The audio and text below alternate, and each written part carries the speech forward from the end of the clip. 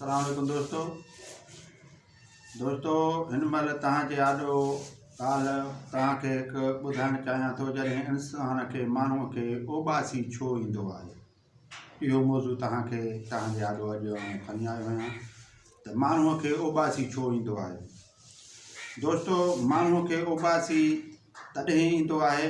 जॾहिं का शैतानी ताक़तुनि जो हमिलो उन ते थियण जी कोशिशि थींदी आहे। गैबी ताक़तूं शैतानी ताक़तूं उन ते हमिलो कंदियूं आहिनि या हू अल्लाह जी नाफ़रमानी कंदो आहे, औलिया अल्लाह बुज़ुर्गनि पीरनि फ़क़ीरनि जी नाफ़रमानी कंदो आहे। पोइ क़ुर शरीफ़ में हिकिड़ी आयत आहे त अल्लाह पोइ माना उनजे शैतान खे लॻाईंदो आहे, छो त हू शैतानी कमनि में लॻी वेंदो आहे त उन लाइ अल्लाह साईं शैतान मुक़ररु कंदो आहे जेको हुनखे जीअं हलाईंदो तीअं हलंदो, जीअं हलंदो तीअं हलाईंदुसि। अञा वञी तव्हां त हथा वञी आख़िरत में वञी जहनम में पवंदो, छो त उन जो शैतान दोस्त थींदो आहे। तो इन माना औलिया अल्लाहनि ऐं बुज़ुर्गनि ऐं माना अल्लाह जी नाराज़गीअ जो सबबु हूंदो आहे। उन जे करे उहो जेको गैबी ताक़तूं जेको हमिलो कंदियूं आहिनि उहो ओॿासीअ जे करे उहे पोइ हवा थी करे अंदरि वञी ऐं हुन जे माना जिस्म में घिरी वञी पोइ हुनखे नुक़सानु ॾींदा आहिनि ऐं हुन में बीमारियूं जहिड़ो की बीमारियूं या ॿियो नुक़सानु हुन जे माना रोज़ी बंदि हुन जो माना जेको बि माना सिस्टम आहे उन खे में हू हमिलो कंदा आहिनि ऐं हुन जो सॼो ज़िंदगी मखलूज करे छॾींदा आहिनि। उन लेवल सां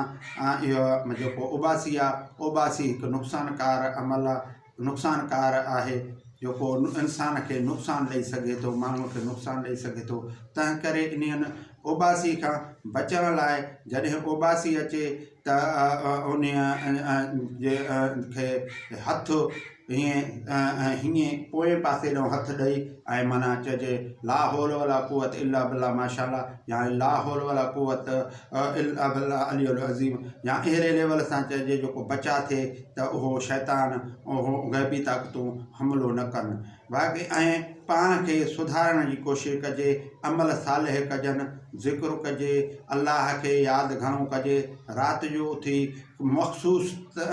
टेम ते राति जो उथी अल्लाह जो ज़िक्र कजे, तौबह ताइब कजे ऐं सुठा अमल कजनि ऐं माना औलिया अल्लाहनि बुज़ुर्गनि ऐं पीरनि फ़क़ीरनि जे बि एतिराम कजे, सभिनि माण्हुनि सां सुठो ॻाल्हाइजे, माना अहिड़ो किरदार खे पंहिंजे खे संभाले हलाए जीअं इहे हमला इहे माना गैबी ताक़तुनि जो इहो हमिलो हुन ते न थिए ऐं हुन जे माना इहो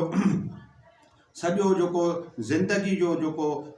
कारोबार या वहिंवार वारो सिस्टम ते हू क़ाबिज़ थी वेंदा ऐं उन्हीअ जे लाइ ॾुखियाइयूं पैदा थींदियूं आहिनि। जेकॾहिं ओॿासी घड़ी घड़ी अचे ऐं त उहो